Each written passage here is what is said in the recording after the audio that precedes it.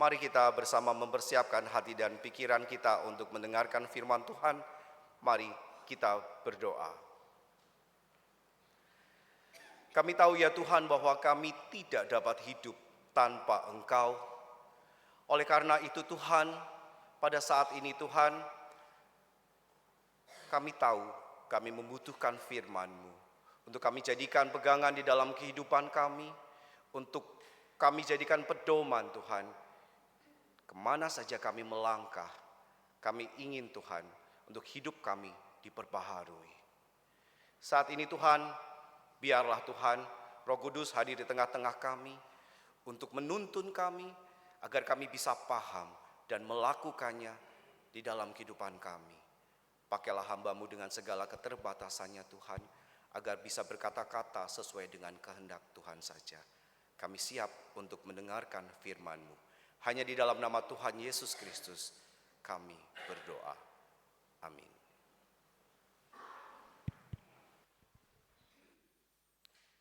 Bacaan pertama diambil Kisah Para Rasul 2 ayat 42 sampai 47. Kisah Para Rasul 2 ayat 42 sampai 47. Mereka bertekun dalam pengajaran rasul-rasul, dalam persekutuan, dalam memecahkan roti dan berdoa. Ketakjuban melanda semua orang, sebab rasul-rasul itu mengadakan banyak mujizat dan tanda. Semua orang yang percaya tetap bersatu, dan semua milik mereka adalah milik bersama. Dan selalu ada dari mereka yang menjual harta miliknya, lalu membagi-bagikan kepada semua orang sesuai dengan keperluan masing-masing. Dengan bertekun dan sehati, mereka berkumpul tiap-tiap hari dalam bait Allah. Mereka memecahkan roti di rumah masing-masing secara bergiliran dan makan bersama-sama dengan gembira dengan tulus hati, sambil memuji Allah, dan mereka disukai semua orang. Tiap-tiap hari Tuhan menambah jumlah mereka dengan orang yang diselamatkan. Demikian sabda Allah. Mari Bapak Ibu Saudara kita menanggapi dengan memuji Mazmur 23.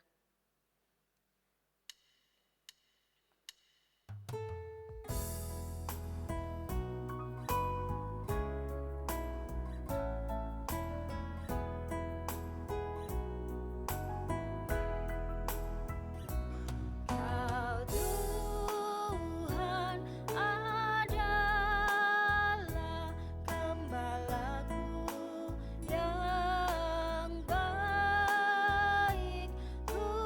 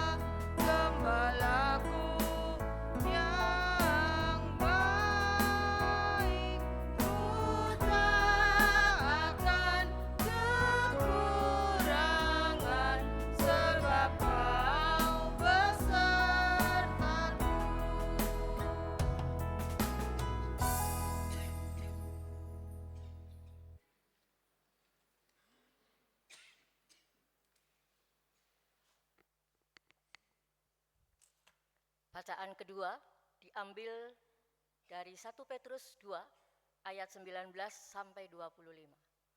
1 Petrus 2 ayat 19 sampai 25. Sebab adalah anugerah jika seseorang karena sadar akan kehendak Allah menanggung penderitaan secara tidak adil. Sebab dapatkah disebut pujian jika kamu sabar menderita pukulan karena kamu berbuat dosa? Tetapi jika kamu berbuat baik dan karena itu kamu sabar menderita, hal itu adalah anugerah di hadapan Allah. Sebab untuk itulah kamu dipanggil, karena Kristus pun telah menderita untuk kamu dan telah meninggalkan teladan bagimu, supaya kamu mengikuti jejaknya. Ia tidak berbuat dosa dan tipu daya tidak ada dalam mulutnya. Ketika ia dicaci maki, ia tidak membalas dengan mencaci maki. Ketika ia menderita, ia tidak mengancam, tetapi ia menyerahkan dirinya kepada Dia yang menghakimi dengan adil.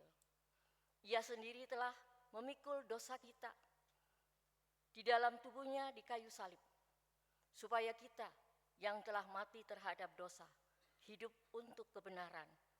Oleh karena bilur-bilurnya kamu telah disembuhkan. Sebab dahulu kamu sesat seperti domba, tetapi sekarang kamu telah kembali kepada gembala dan pemelihara jiwamu. Demikianlah sabda Tuhan. Pembacaan Injil diambilkan dari Yohanes 10 ayat 1 sampai 10. Saya akan membacakannya menurut versi TB2. Gembala yang baik. Sesungguhnya aku berkata kepadamu, siapa yang masuk ke dalam kandang domba tanpa melalui pintu, tetapi dengan memanjat dari tempat lain, ia adalah seorang pencuri dan seorang perampok. Namun, siapa yang masuk melalui pintu, ia adalah gembala domba. Untuk dia penjaga membuka pintu dan domba-domba mendengarkan suaranya. Ia memanggil domba-dombanya masing-masing menurut namanya dan menuntunnya keluar. Jika semua dombanya telah dibawanya keluar, ia berjalan ke depan di depan mereka dan domba-domba itu mengikuti dia karena mereka mengenal suaranya. Namun, seorang asing pasti tidak mereka ikuti, malah mereka akan lari dari orang itu, karena suara orang-orang asing tidak mereka kenal. Yesus mengatakan kiasan ini kepada mereka, tetapi mereka tidak mengerti apa maksudnya. Ia berkata demikian kepada mereka. Karena itu, Yesus berkata lagi, sesungguhnya aku berkata kepadamu, akulah pintu bagi domba-domba itu. Semua orang yang datang sebelum aku adalah pencuri dan perampok, dan domba-domba itu tidak mendengarkan mereka. Akulah pintu, siapa yang masuk melalui aku, ia akan diselamatkan dan ia akan masuk dan keluar serta menemukan padang rumput. Pencuri datang hanya untuk mencuri, membunuh, dan membinasakan. Aku datang supaya mereka mempunyai hidup dan mempunyainya dengan berlimpah-limpah. Demikianlah firman Tuhan. Yang berbahagia ialah mereka yang mendengarkan firman Tuhan dan yang memeliharanya dalam hidup sehari-hari. Haleluya.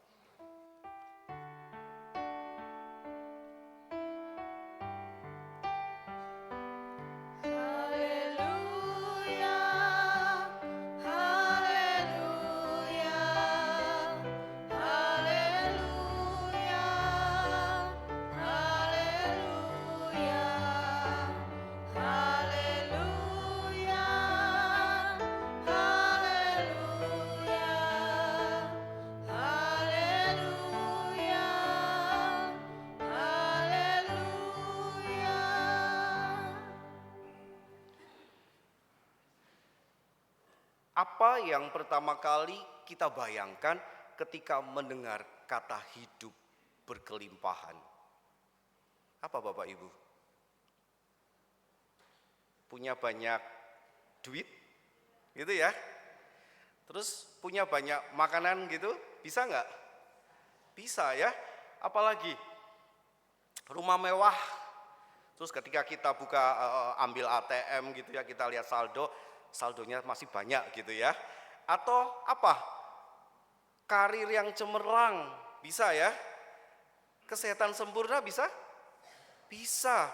Hari ini saya senang sekali ya, pagi-pagi ternyata Bapak Ibu datangnya lebih asik daripada saya gitu ya. Saya lihat ngintip, wah berarti itu juga merupakan satu kelimpahan ya, satu sukacita ya. Nah, dunia di sekitar kita banyak sekali membisikkan bahwa kelimpahan diukur dari seberapa banyak yang kita miliki. Betul ya? Kadang-kadang orang dibilang, wah ini sudah enak nih hidupnya. Dilihat dari apa? Cara dia datang atau pergi pakai mobil yang bagus. Wah rumahnya sudah ayem. Namun Bapak Ibu, ada yang menggugah untuk kita berhenti sejenak. Untuk memikirkan, betul gak sih standar kelimpahan kita sebagai anak Tuhan seperti itu? Nah, saya ingat ketika saya waktu itu masih kelas berapa ya? Kelas 4 ya, kelas 4 SD itu saya paling senang sekali itu kalau pulang sekolah itu gak pulang langsung tapi dolan dulu. Buat saya itu adalah sebuah kelimpahan. Buat saya itu adalah sukacita ketika saya gak langsung pulang tapi langsung dolan. Dan saya ingat ada satu lagu, mungkin Bapak Ibu yang di sini dulu pernah dengar lagu ini ya. Selalu Hu Gembalaku. Begitu bel bunyi yang dinyanyikan adalah lagu ini. Ada yang tahu lagu ini?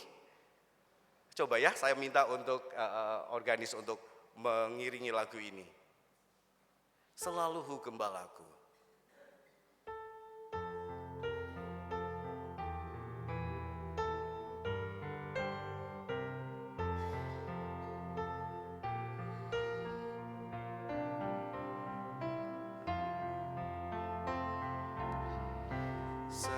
Selalu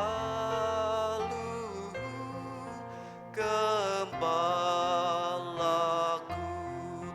beri hatiku senang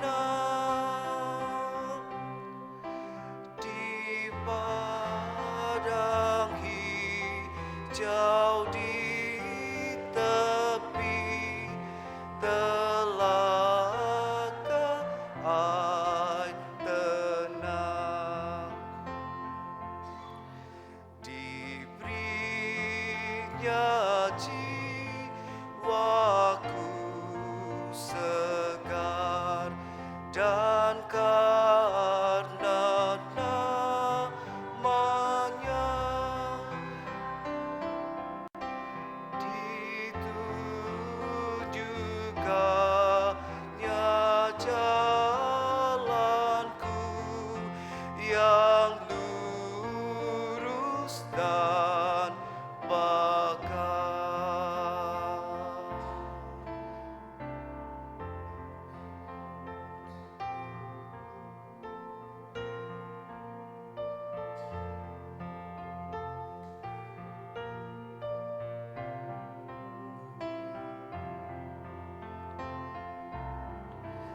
Tak usah takut hatiku di lembah maut gelap,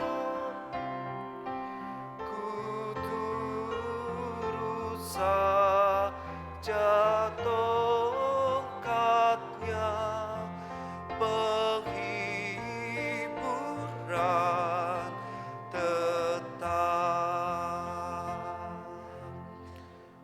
Bapak Ibu, lagu ini buat saya bagus sekali, menyentuh sekali.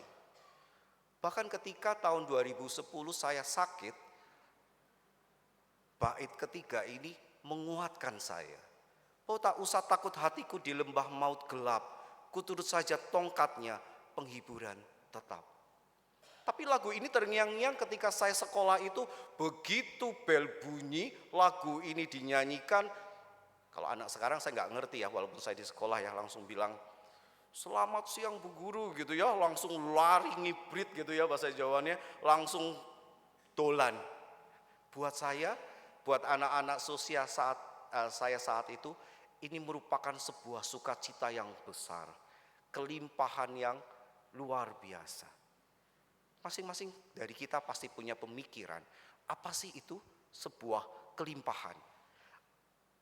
Ada kisah yang menarik tentang seorang miliarder kaya di Amerika Serikat bernama Howard Hughes ya. Dia bikin pesawat dan saya lupa waktu itu Leonardo DiCaprio memerankan peran ini, bagus sekali, yang memiliki segalanya. Tetapi justru mengakhiri hidupnya dalam kesendirian yang menyedihkan. Ia mengakhiri hidupnya dengan cara yang tidak baik. Ia mengurung diri di kamar kecil yang gelap. Dia menolak orang untuk datang dan memutuskan hubungan sosial kepada siapapun. Ini mau menunjukkan bahwa orang yang punya segalanya ternyata tidak punya kehidupan yang sesungguhnya. Hari ini firman Tuhan mengajak kita untuk mendengar kembali suara gembala yang sejati. Dan untuk memahami kelimpahan yang Tuhan tawarkan, kita perlu terlebih dahulu bertanya, siapakah Yesus yang membuat janji itu? Bapak Ibu, kalau kita perhatikan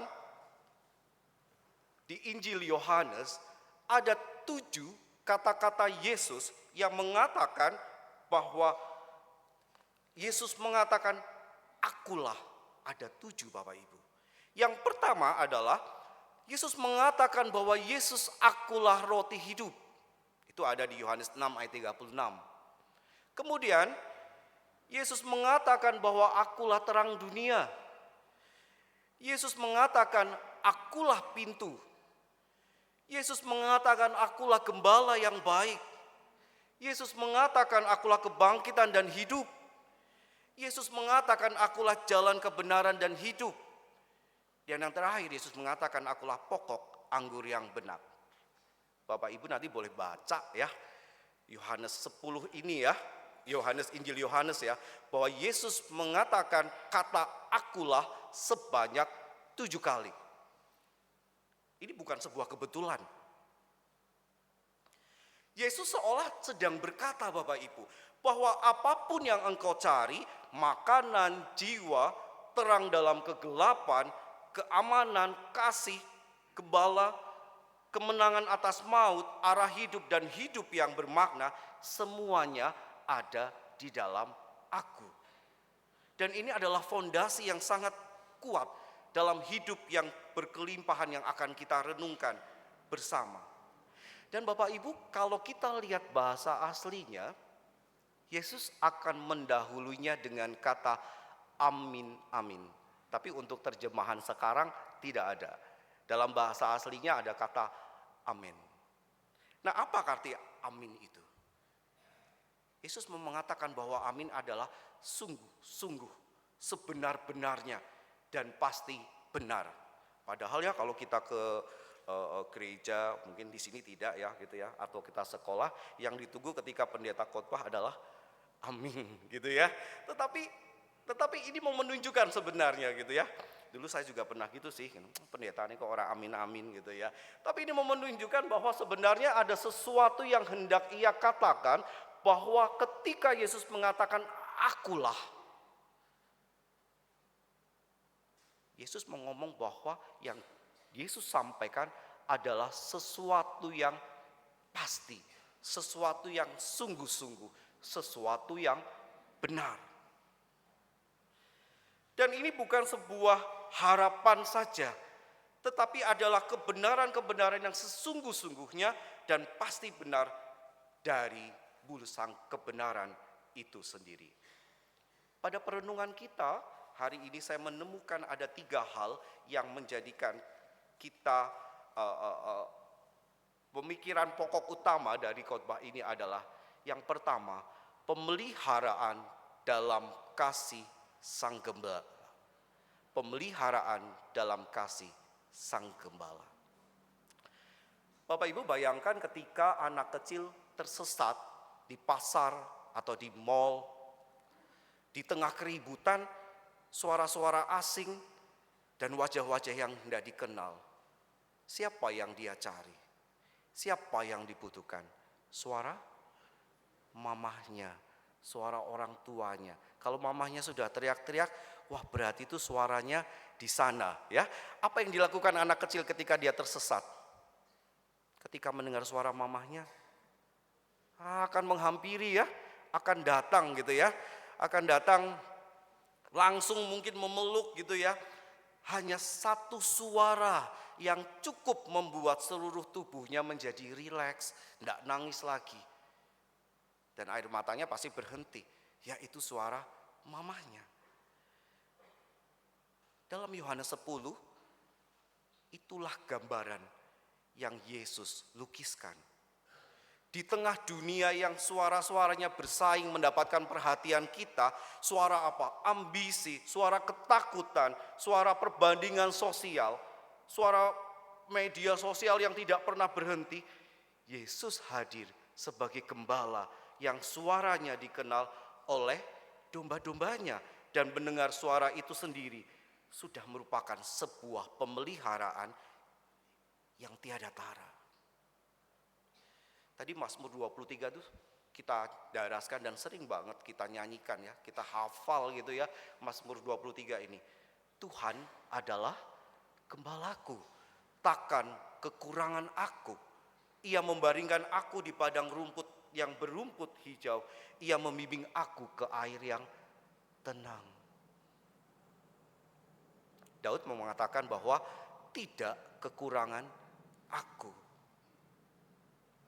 Tapi berapa banyak dari kita yang seringkali merasa bahwa ketika kita mendapatkan suatu hal yang tidak menyenangkan di dalam hidup kita, apa yang pertama kali kita lakukan? Kesel enggak? Bisa saja kita kesel sama Tuhan. Sakitku kok enggak sembuh-sembuh Tuhan. Permasalahan keluargaku kok enggak pernah selesai. Tuhan kemana? Yang ada kita carinya orang lain ya untuk cerita ya. Tapi kadang-kadang kalau kepada orang lain kita harus hati-hati loh. Kita mintanya mendoan yang keluar peyek keripik gitu ya. Ibaratnya kita ngomong ini kepada orang lain nanti bisa disampaikan hal yang mungkin berbeda. Yesus tidak jauh. Yesus ada di sekitar kita. Mazmur 23 ini menjadi satu pegangan yang sangat kuat. Ketika kita lemah, kita harus mengingat kembali bahwa Yesus adalah gembala yang baik untuk kita, domba-dombanya. Dan disinilah pemeliharaan Tuhan sungguh nyata. Dimulai, bukan pemeliharaan yang bergantung pada kondisi hidup yang mulus. Bukan pemeliharaan yang lenyap. Mungkin ketika tagihan datang atau ketika orang yang kita cintai pergi, melainkan pemeliharaan yang berakar dalam satu keyakinan bahwa ada gembala yang mengenal nama kita, tahu di mana kita, tahu di mana titik kelemahan kita, tahu di mana sakit penyakit kita, dan Dia tidak pernah meninggalkan kita. Jadi Yesus tidak menawarkan kehidupan yang bebas dari badai. Justru Ia menawarkan kehadirannya di tengah badai. Bapak Ibu, sering nggak Bapak Ibu merasa mungkin yang sudah usia lanjut sepi, kesepian gitu ya? Mungkin anaknya jauh segala macam gitu ya? Atau mungkin rasanya awaknya itu banyak yang dirasa nggak kepenak ya. Tapi jangankan Bapak Ibu yang usia lanjut, saya saja gitu kadang-kadang ketika saya menempelkan di koyo di pinggang, sakitnya hilang, tapi pindah ya ke betis gitu ya. Nah itu kan menunjukkan bahwa sakit itu enggak menunjuk, enggak ngelihat usia, ya kan? Bahwa kesepian pun, ya iya, saya juga merasa kesepian. Papa saya jauh di Amerika, saya tinggal sendirian. Saya ketika memutuskan lagi untuk lanjut ke sekolah teologi itu, pertanyaan yang mendasar ketika saya mau mengisi formulir itu, papa saya berkata, bukan sebagai pelarian kan, bukan karena kamu sepi di sini gitu ya. Papa saya seorang profesor teologi di Calvin Theological Seminary di Amerika. Jadi kalau boleh cerita, 2001 itu saya pernah sekolah teologi di UKDW, tapi saya nggak selesai gitu. Saya ada berantem gitu, saya mungkin terlalu auban ya, auban itu ngeyel gitu ya sama dosen saya, jadi saya memutuskan untuk keluar dan sekarang sekolah desain. Mungkin Bapak Ibu dari sebagian Bapak Ibu mengenal saya, dulu saya bikin baju gitu ya. Kemudian panggilan itu datang. Saya merasakan bahwa Tuhan benar-benar menuntun saya sampai saat ini. Sampai saat ini saya juga melakukan sebuah memutuskan bahwa saya akan menutup toko saya di Purwokerto dan saya akan tinggal, tadi saya cerita beberapa penatua, di pinggir Purwokerto, dan saya bilang dalam setiap doa saya, kemana Tuhan akan menuntun saya manut. Jadi Bapak Ibu, yang perlu kita miliki bahwa pemeliharaan Tuhan itu nyata. Kita tidak perlu takut lagi. Kita tidak perlu khawatir. Yang Tuhan berikan adalah pemeliharaan yang bukan pemeliharaan yang menjauhi kesulitan. Pemeliharaannya adalah pemeliharaan seorang gembala yang berjalan bersama domba-dombanya. Bukan Tuhan mau melepas kita, tapi justru Tuhan mau menjaga kita. Pertanyaan yang perlu kita renungkan Bapak Ibu, di tengah hiruk-pikuk hidup dunia yang kacau balau hari ini, sudahkah kita meluangkan waktu mendengar suara gembala? Poin yang kedua, ada pengorbanan sang gembala yang memulihkan. Ini lebih dari sekedar pemeliharaan Tuhan dalam hidup kita. Petrus menulis suratnya kepada orang-orang yang sedang menderita. Mereka bukan penjahat, mereka adalah orang-orang yang justru sedang berusaha hidup benar di tengah dunia yang tidak adil. Ada yang mengalami tekanan, ada yang mengalami penolakan, ada yang mengalami penganiayaan. Dan kepada mereka, seperti bacaan leksionari tadi dikatakan, bahwa Petrus tidak menawarkan jalan hidup yang mudah. Sebaliknya, Petrus merujuk kepada Kristus sebagai teladan dan sumber kekuatan mereka. Apa yang dialami oleh jemaat saat itu, kita pun mengalami pada saat ini dengan versi yang berbeda. Petrus mengatakan ia sendiri telah memikul dosa kita dalam tubuhnya di kayu salib, supaya kita yang telah mati terhadap dosa hidup untuk kebenaran. Sebab dahulu kamu sesat seperti domba, tetapi sekarang kamu telah kembali kepada gembala dan pemelihara jiwamu. Ada kontras yang sangat terlihat. Dahulu kamu sesat, sekarang kamu telah kembali. Dan bukan bahwa kita selalu membuat pilihan yang benar, tetapi bahwa ada gembala yang tidak menyerah mencari kita, bahkan ketika kita tidak mencarinya. Ada mungkin di antara kita yang merasa bahwa diri kita seperti domba yang hilang, jauh dari Tuhan, tidak pernah ke gereja. Tetapi Tuhan mengingatkan mungkin melalui teman kita, keluarga kita. Yuk balik lagi untuk ke gereja. Berapa banyak dari kita yang keras kepala kadang-kadang. Kita kadang-kadang suka bingung. Suara mana yang mau kita dengarkan? Kadang-kadang ada suara-suara yang membisikkan kita untuk jauh dari Tuhan. Wis ndak usah ke gereja, nek masalahmu ndak selesai-selesai. Berharap sama orang itu kecewa ya Bapak Ibu ya. Tetapi berharap sama Tuhan ada suatu hal yang di luar pemikiran kita. Ada suatu hal yang tidak pernah kita bayangkan. Coba kita pikirkan berapa banyak kebaikan Tuhan dalam hidup kita. Yesus datang kepada kita yang hidupnya hancur, yang tersesat, yang tidak layak. Bahkan tadi dikatakan bahwa Yesus adalah pintu pemulihan yang selalu terbuka. Dan di balik pintu itu, Yesus itu bukan sebagai hakim yang menunggu kita, tetapi melainkan sebagai Bapa yang menyongsong kita. Jadi apapun yang sedang kita alami hari ini, mungkin ada di antara kita yang masih sakit hati kepada orang lain, atau membuat sakit hati orang lain. Datang kepada Tuhan, minta Tuhan untuk memulihkan. Agar apa?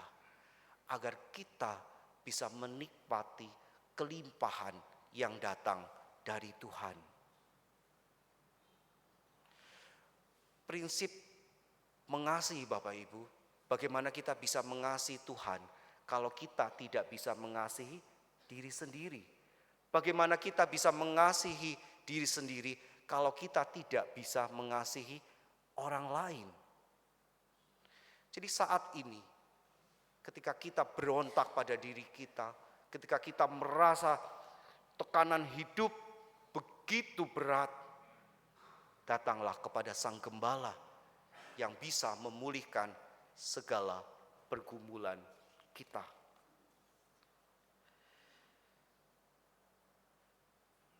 Yesus sudah berjalan sejauh apapun yang kita perlukan dan membawa kita pulang kembali. Dan ini adalah pengorbanan kasih yang sangat bermakna. Bukan karena hidup kita sempurna Bapak Ibu, tetapi karena kita tahu bahwa kita pasti dipulihkan olehnya.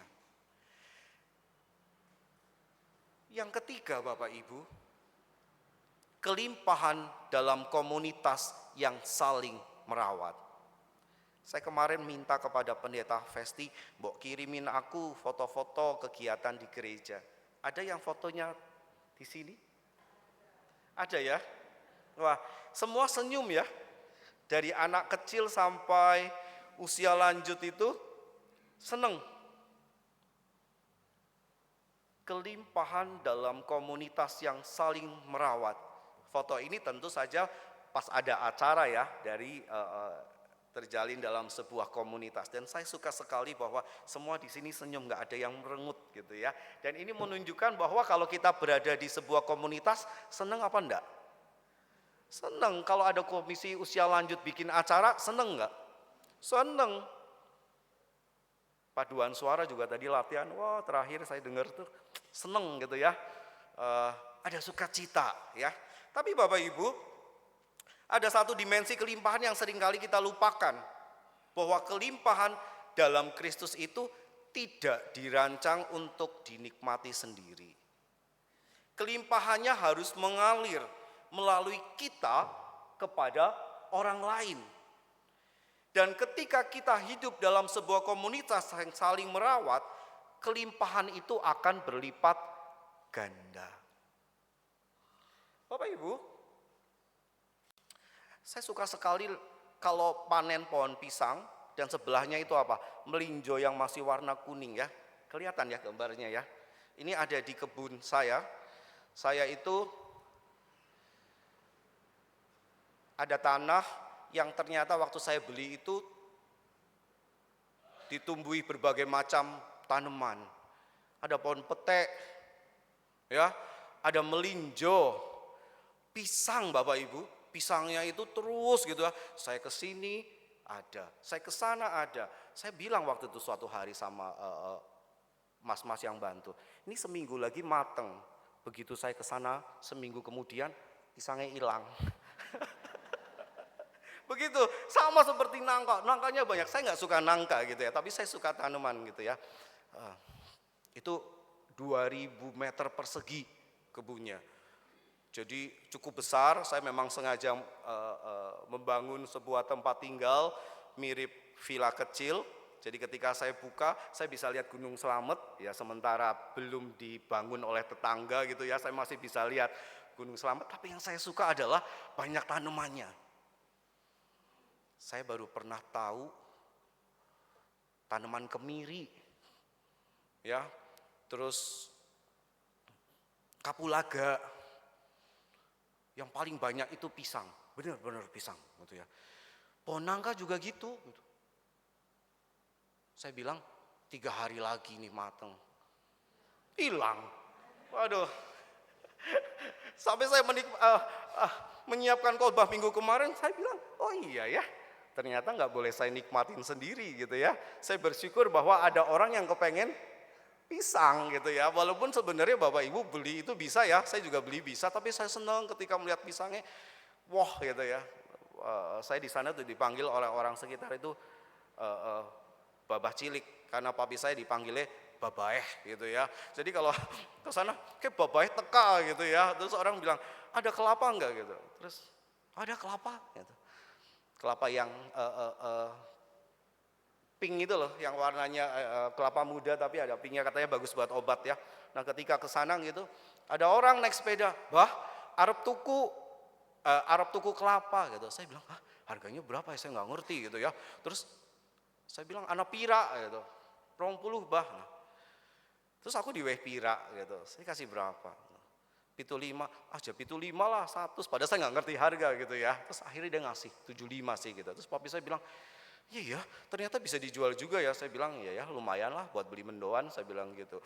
Tapi ada satu kelimpahan nih, saya senang gitu ya, ketika melihat hasil panen itu. Saya membayangkan bahwa kelimpahan dalam sebuah komunitas juga seperti itu. Jadi kelimpahan yang tadi Tuhan berikan kepada kita jangan berhenti pada diri sendiri, tetapi harus diberikan nih kepada orang lain. Bapak Ibu, pohon pisang semakin ditebang semakin tumbuh enggak? Semakin tumbuh. Pohon melinjo yang bisa dipakai dari satu pohonnya apa saja? Ucengnya ya. Uceng itu bakal buahnya kan? Itu bisa ya dipakai buat apa? Lodeh segala macam ya. Saya suka sekali lodeh gitu. Daunnya bisa enggak? Bisa. Daun apa? So, ya. Di sini ada soto so ya, gitu kan? Yang pakai so banyak banget. Buahnya bisa enggak? Bisa. Kulitnya bisa. Semakin diambil, semakin apa? Tumbuh lagi enggak? Tumbuh lagi. Sama seperti kelimpahan dalam sebuah komunitas. Semakin kita membagikan kasih, semakin kita merasakan bahwa Tuhan benar-benar memberkati kita. Tapi ini bukan teologi kemakmuran ya Bapak Ibu ya. Tapi ini adalah sebuah definisi kelimpahan. Jadi Bapak Ibu kalau datang ke gereja, tujuannya beribadah, itu bukan hanya mendengarkan saya saat ini. Tapi melihat kanan kiri, senyum, jangan merengut baik gitu ya. Justru ketika Bapak Ibu senyum, lupa akan masalah di rumah. Tetapi ketika pulang, lah ini loh kita dituntut untuk apa? Melakukan apa yang sudah kita renungkan bersama-sama, bukan di dalam gereja saja. Berapa banyak sih dari kita yang berangkat pagi mungkin sudah marah-marah atau cepet berangkat gitu. Nanti telat gini-gini, ngomel gitu. Nggak ada damai sejahtera dong kalau begitu. Ya wajar lah kalau misalnya pasangan kita gitu ya, mau datang ke gereja nyiapin segala sesuatunya. Tapi lihatlah, Ke gereja itu bukan hanya sekedar mendengarkan firman Tuhan, mungkin bisa lewat YouTube, lewat HP. Tetapi ada sesuatu yang tidak bisa kita dapatkan di rumah. Komunitas ini saling membangun, saling mendukung, saling menguatkan. Sebelah kita mungkin lagi sedih, mungkin sapaan kita sangat berharga. Benar ya? Kita nggak pernah tahu loh. Saya tuh paling seneng kalau klien datang. Klien datang ke saya mungkin 15 menit konsultasinya selesai. Konsultasi baju gitu ya. Tapi lebih dari waktu itu, lebih dari waktu 15 menit apa yang dilakukan? Mereka cerita. Mereka bertanya soal saya, pelayanannya bagaimana. Dan itu membuat saya tuh seneng diperhatikan. Bukankah manusia seperti itu kan? Pengennya apa? Diperhatikan terus menerus ya. Tapi jangan berhenti pada kita. Kisah para Rasul mengatakan, dan semua orang yang telah menjadi percaya tetap bersatu, dan segala kepunyaan mereka adalah kepunyaan bersama. Dengan bertekun dan dengan sehati mereka berkumpul tiap-tiap hari, mereka memecahkan roti di rumah masing-masing secara bergilir dan makan bersama-sama dengan gembira dan dengan tulus hati. Nah, perkataan yang digunakan adalah sehati, bersama-sama, gembira, tulus hati. Dan ini adalah sebuah pengertian tentang komunitas di mana setiap orang menemukan kasih. Bukan karena hidup mereka mudah, Bapak Ibu. Tetapi karena kita harus mengakui bahwa kita tidak bisa menghadapi hidup ini sendirian. Betul enggak? Iya loh. Kita enggak bisa hidup sendirian. Ada yang mendengarkan, ada yang berbagi, ada yang peduli. Dan itu saja sudah cukup untuk mengubah segalanya. Hidup yang berkelimpahan dalam komunitas. Sekali lagi bahwa Tuhan tidak merancang untuk kita berjalan sendiri. Ia menempatkan diri gereja di gereja di mana setiap anggota membawa kelimpahan kasihnya kepada anggota lain. Saat apa? Saat mungkin ada di antara kita yang sedang berduka cita. Saat kita hadir di dalam kesepian. Saat kita menjadi saluran berkat kelimpahan kasih Kristus bagi dunia. Semakin kita memberikan kasih kepada orang lain, semakin kita sendiri menikmati, menemukan kelimpahan. Semakin kita membagikan kelimpahan kasih Kristus, semakin kita merasakannya. Karena kelimpahan dalam Kristus bukan kolam yang semakin berkurang airnya ketika diambil, tetapi adalah mata air yang semakin deras ketika mengalir. Jadi Bapak Ibu, poin pentingnya adalah pemeliharaan dalam kasih Sang Gembala. Ia hadir, ia mengenal nama kita, dan pemeliharanya adalah jangkar jiwa kita di tengah badai. Yang kedua, pengorbanan Sang Gembala yang memulihkan. Tidak ada luka yang terlalu dalam, tidak ada jalan yang terlalu jauh. Tangan berlubang paku itu membuktikan bahwa Yesus selalu mengulurkan tangannya untuk membawa kita kembali pulang ketika kita tersesat seperti domba-domba. Dan tadi poin ketiga, kelimpahan dalam komunitas yang saling merawat, membuktikan bahwa kelimpahan Kristus hadir melalui kita kepada sesama, dan di sanalah hidup kelimpahan itu ditemukan bersama. Kelimpahan dalam Kristus Yesus yang ditawarkan bukan produk yang bisa kita beli, Bapak Ibu, tetapi adalah sesuatu yang membuka pikiran kita bahwa hanya oleh pribadi Yesus kita bisa mendapatkannya. Dan ketika kita mempercayakan hidupnya kepada Tuhan, berjalan bersama Tuhan, dipulihkan olehnya, saling merawat dalam komunitas, kita menemukan kelimpahan yang paling dalam. Bahwa kelimpahan pada Kristus tidak bergantung pada keadaan, karena akarnya adalah dalam kasih Gembala yang tidak pernah berubah. Seorang teolog bernama Henry Nouwen mengatakan bahwa kelimpahan sejati bukanlah apa yang kita miliki, melainkan apa yang kita bagikan. Hidup berkelimpahan adalah hidup yang memberi, karena dengan memberi kita sungguh menerima.